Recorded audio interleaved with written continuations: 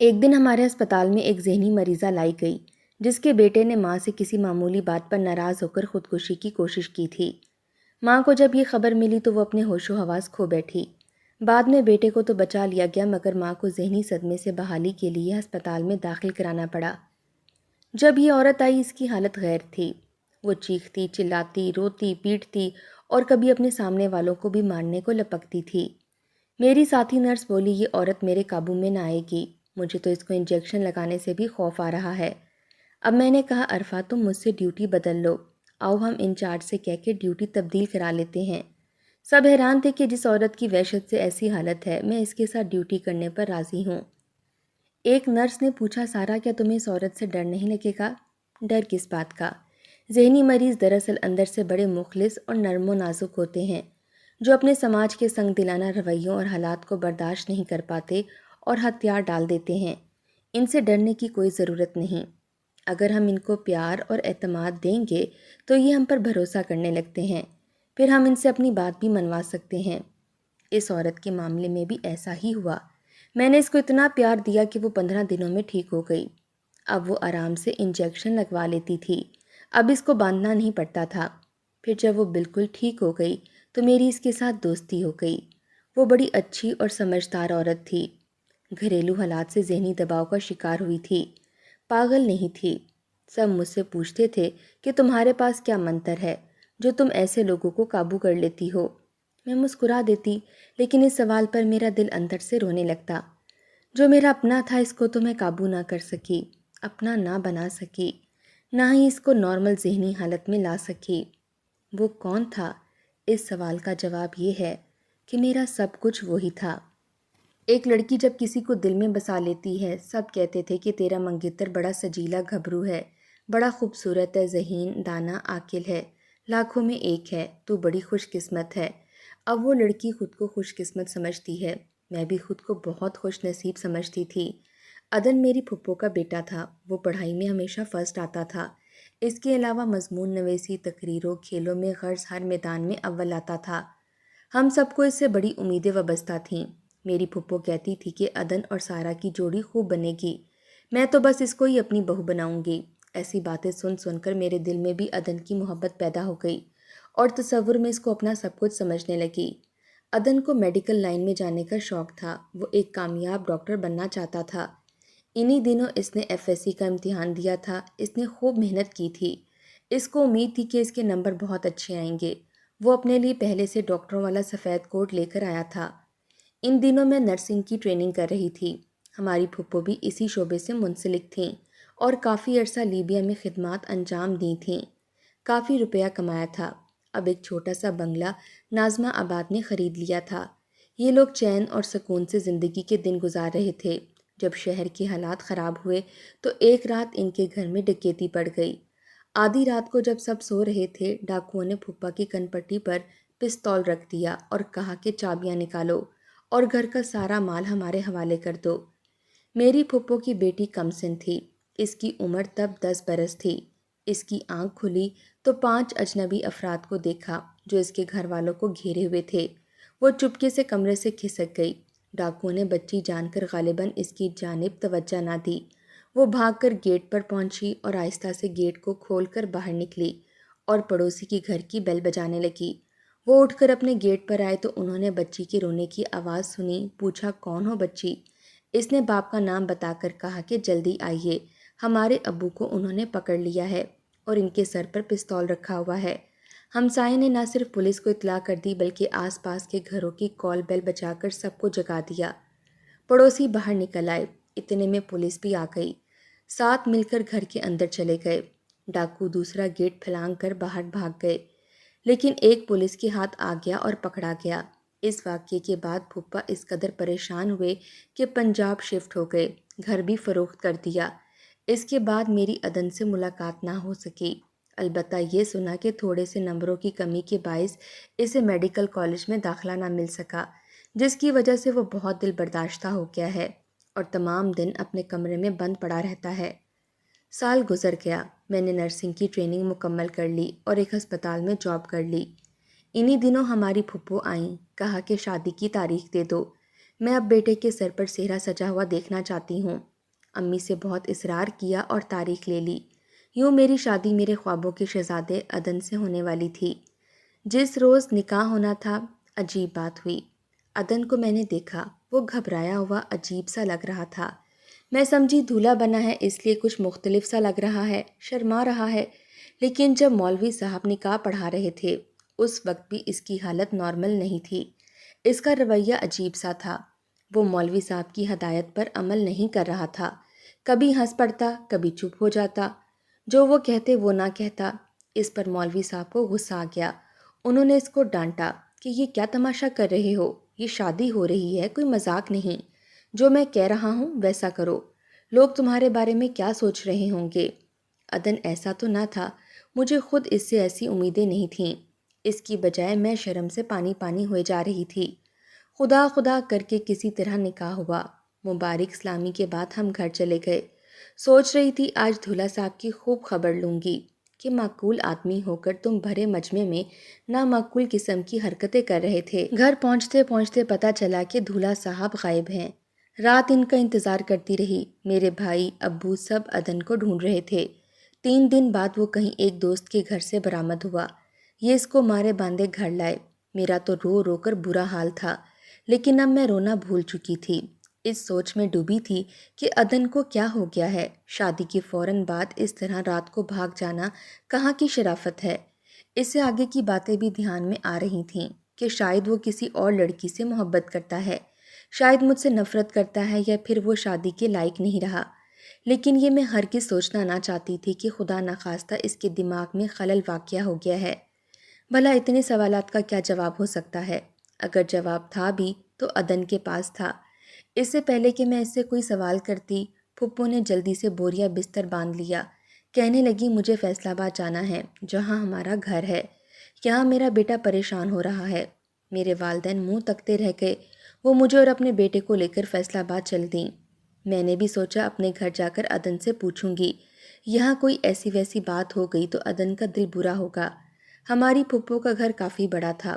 انہوں نے ایک حصہ مجھے اور عدن کو دے دیا اور پہلے دن ہی بولیں کہ بھائی اب تم اپنے دولہے کو سنبھالو، اب ہم سے اس کو دیکھنے پالنے کی ذمہ داری نہیں ہوتی۔ 2-3 دن وہ ٹھیک رہا، پیار سے بات چیت کرتا رہا۔ میں نے پوچھا بھی کہ تم نے وہاں ایسی حرکت کیوں کی، تو کہا بعد میں بتاؤں گا۔ میں چپ ہو گئی کہ چلو نئی بات ہے، بعد میں پوچھ لوں گی۔ شادی کے چھٹے روز جب میں اس کے لیے کھانا نکال کر لائی تو اس نے کھانے کی ٹرے ایک طرف سرکا دی۔ کچن میں گیا اور اپنے لیے خود کھانا نکال کر لایا۔ میں حیرت سے اس کی طرف دیکھتی رہی، مگر اس نے میری حیرت کا کوئی نوٹس نہ لیا اور چپ چاپ کھانا کھاتا رہا۔ مجھ سے پوچھا تک نہیں کہ تم نے کھانا کھایا ہے کہ نہیں۔ پھر اٹھ کر گھر سے باہر چلا گیا اور 2 دن تک نہ آیا۔ میں نے پھپھو سے پوچھا، وہ ٹال گئیں، کہا کہ کسی دوست کے پاس گیا ہوگا۔ میں نئی دلہن اس کا انتظار کر رہی تھی۔ وہ بغیر اطلاع کے غائب تھا اور میری ساس کے نزدیک یہ کوئی بات ہی نہ تھی۔ اگلے دن وہ آیا، مجھ سے بات نہ کی، آتے ہی بستر پر لیٹ کر چھت کو گھورنے لگا۔ میں نے پانی پینے کو دیا تو مجھے گھورنے لگا، پھر خود اٹھا اور پانی بھر کر لایا اور پیا۔ میں نے پوچھا عدن کیوں تم نے میرے ہاتھ سے پانی نہیں لیا؟ مجھ سے ناراض ہو؟ کیا خبر تم نے پانی میں کچھ ملا دیا ہو، اس لیے نہیں لیا۔ میں اس کی بات سن کر ہکا بکا رہ گئی۔ اس کا رویہ ایسا سرد تھا کہ اس کے بعد مخاطب ہونے کی جرت بھی نہ کر سکی۔ رات کو بھی وہ مجھ سے منہ موڑ کر سو گیا۔ اگلے دن کھانا بنا رہی تھی کہ مجھے پشت پر سے یوں دھکا دیا کہ میں چولہے پر گرتے گرتے بچی۔ میں نے کہا عدن تم ہوش میں تو ہو، آخر تمہیں ہو کیا گیا ہے؟ اگر میں جل جاتی۔ کہنے لگا سوری اور اندر جا کر لیٹ گیا۔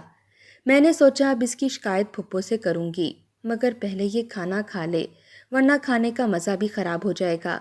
میں غصے میں تھی، پھر بھی شرافت کا ثبوت دیا اور اس کے لیے کھانا لے کر گئی۔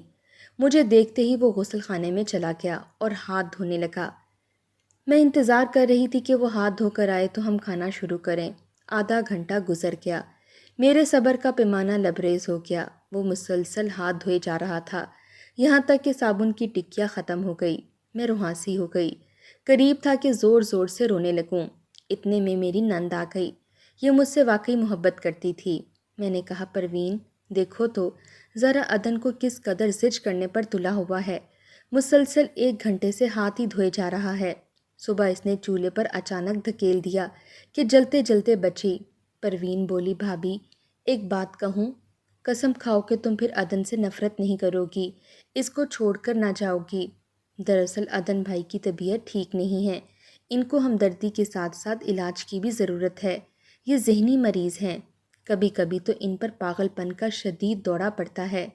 یہ بات امی نے آپ لوگوں سے چھپائی تھی، ان کا خیال تھا کہ شادی کے بعد شاید عدن بھیا ٹھیک ہو جائیں گے۔ انہیں میڈیکل میں داخلہ نہ ملنے کا شدید ذہنی صدمہ ہوا ہے۔ پروین کی بات سن کر میں سکتے میں رہ گئی۔ پھپھو نے ہم سے کتنا بڑا ہاتھ کھیلا تھا، اپنے پاگل بیٹے سے میری شادی کر کے میری زندگی کو داؤ پر لگا دیا تھا۔ وہ کتنی خود غرض تھیں، اگر وہ ہمیں بتا دیتی تو کم از کم شادی سے پہلے ہم کراچی میں عدن کا علاج تو کراتے۔ اس کے بعد میرے دل میں عدن کے لیے شدید ہمدردی کے جذبات پیدا ہو گئے۔ اب وہ جو بھی حرکات کرتا مجھے برا نہ لگتا، اب تو برا منانے والی بات ہی نہ رہی تھی۔ وہ ذہنی مریض تھا اور ایک پاگل کی بات کا کیا برا منایا جائے، وہ تو خود سہارے اور ہمدردی کا مستحق ہوتے ہیں۔ میرے سارے خواب چکنا چور ہو گئے۔ عدن کے بارے میں کیا کچھ نہ سوچا تھا اور کیا ہو گیا۔ بہرحال میں نے فیصلہ کر لیا کہ ہر حال میں اس کا علاج کرواؤں گی، اس کو زندگی کی طرف لاؤں گی۔ اسی وقت امی جان کو خط لکھا اور تمام احوال انہیں لکھ دیا۔ امی اور بھائی فوراً آ گئے اور ہمیں کراچی لے آئے تاکہ اس کا علاج کرا سکیں۔ میں نے عدن کی خاطر ایک مینٹل ہاسپٹل میں ہی سروس کر لی، کیونکہ اس کا علاج مہنگا تھا اور یہ میرے بس کی بات نہ تھی۔ ہسپتال کے مالک کو تمام حالات بتائے، کہا کہ بے شک آپ مجھ سے ڈبل ڈیوٹی لے لیں اور تنخواہ بھی نہ دیں، مگر میرے شوہر کا علاج ہونا چاہیے کہ مجھ میں ان کے علاج کی استطاعت نہیں۔ ان کو مجھ پر رحم آ گیا، انہوں نے مجھے اپنے ہسپتال میں رکھا اور ایک کمرہ بھی رہنے کے لیے دے دیا۔ ان دنوں میرے جیون ساتھی کا علاج ہوا۔ ایک دن وہ سڑک پر بھاگ گیا، میں پیچھے بھاگی، دیکھا تو لوگ اس کو مار رہے تھے۔ میں نے ان کو روکا کہ کیوں مار رہے ہو، یہ تو مریض ہے، ہسپتال سے بھاگ کر آیا ہے۔ وہ کہنے لگے کہ باندھ کر رکھو اس مریض کو، پتہ ہے اس نے کیا کیا ہے؟ کیا کیا ہے؟ وہ بولے، کار میں چھوٹی بچی بیٹھی تھی، اس کا باپ سامنے دکان سے خریداری میں مصروف تھا کہ یہ آیا اور کار میں بیٹھی بچی کا گلا دبانے لگا۔ اب ہم اس کو نہ ماریں تو اور کیا کریں؟ وہ غصے میں تھے۔ میں بڑی مشکل سے انہیں سمجھا بجھا کر اس کو چھڑوا کر لائی۔ کافی کوشش کی کہ وہ ٹھیک ہو جائے، مگر وہ ہسپتال میں اس قدر ہنگامہ کرنے لگا، میرا بھی یہاں نوکری کرنا محال ہو گیا۔ مجبوراً مجھے اس کو گھر لانا پڑا۔ میرے گھر والے بہت جلد اس کی حرکتوں سے تنگ آ گئے۔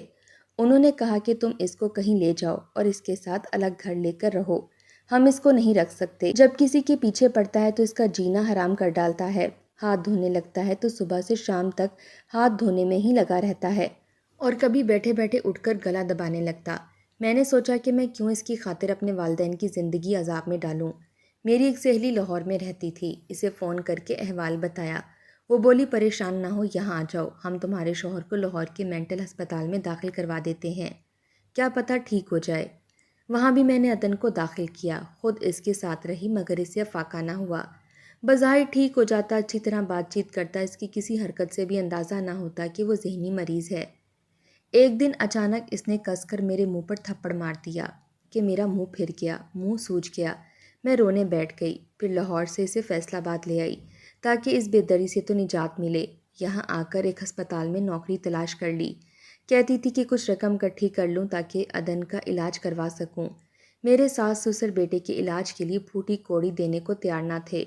انہوں نے مجھ سے اس کی شادی اسی وجہ سے کی تھی کہ اپنی بلا میرے سر پر ڈال کر خود سکون کی نیند سونا چاہتے تھے۔ میں نے عدن کو کبھی برا نہ سمجھا، مجھے اس سے کوئی شکوہ نہ تھا، وہ بھلا کب اپنے حواسوں میں تھا۔ ان دنوں پھپھو نے میرا جینا حرام کر ڈالا۔ چاہیے تو یہ تھا کہ مجھ سے تعاون کریں کہ انہوں نے مجھ پر جان بوجھ کر ظلم ڈھایا تھا۔ میری عمر ہی کیا تھی جو مجھ کو اپنے پاگل بیٹے سے بیاہ کر لے آئیں۔ اب ستم یہ تھا کہ میں پڑوسن سے بھی بات نہ کروں، اچھے کپڑے اس لیے نہ پہنوں کہ میرا شوہر پاگل ہے۔ ایک دن میں سو رہی تھی کہ اچانک عدن آ گیا، جانے اسے کیا سوجی کہ میرا گلا گھونٹنے لگا۔ بڑی مشکل سے میں نے خود کو اس کی گرفت سے آزاد کرایا۔ اگر میرا دیور اچانک نہ آ جاتا تو شاید میں مر چکی ہوتی۔ تبھی میرے دیور نے کہا کہ آپ بھی پلیز، خدا کے لیے اب تم یہاں سے چلی جاؤ۔ अदन तो ठीक होगा नहीं, तुम जान से चली जाओगी। मगर सास कहने लगी, अदन को भी साथ ले जाओ वरना मैं तुमको अकेले जाने ना दूंगी। मैंने कहा, फुप्पो मैंने अपना जेवर तक बेचकर आपके बेटे के इलाज पर लगा दिया है। आप मुझे इसके इलाज का खर्चा नहीं दे सकती।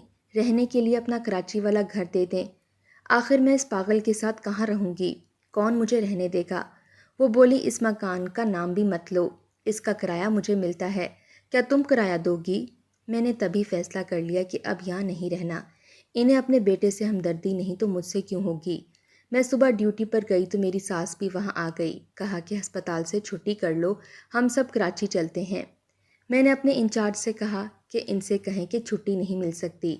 तब उन्होंने धमकी दी कि अच्छा तो फिर हम यहीं बैठे हैं, तुम ड्यूटी कर लो, हम तुम्हें साथ ही लेकर जाएंगे। एक नर्स नजमा मेरे साथ काम करती थी। इसने जब ये सूरत हाल देखी तो बोली, सारा तुम्हारी सास के तेवर ठीक नहीं लगते, तुम इनके साथ मत जाना। छुट्टी होने से थोड़ी देर पहले मेरे साथ निकल चलो, मैं तुमको बाद में रेल में बिठा दूंगी, तुम अपने मैके चली जाना। मैंने यही बेहतर जाना। छुट्टी से पहले ही नजमा के साथ अस्पताल से निकलकर इसके घर चली गई। फुप्पो ड्यूटी ख़त्म होने तक वेटिंग रूम में बैठी मेरा इंतज़ार करती रहीं। जब पता चला कि मैं जा चुकी हूँ तो वहीं ववेला मचा दिया कि सारा मेरे जेवरात और कीमती अशिया ले गई है। पुलिस ने रेलवे स्टेशन पर मेरे लिए नाकाबंदी की, मगर मैं स्टेशन कब गई थी? मैं तो नजमा के घर पर थी। इसने अम्मी को इत्तला कर दी कि मैं इसके घर पर हूँ, आकर ले जाएं। वालिद और भाई आए और मुझे अपने साथ कराची ले गए।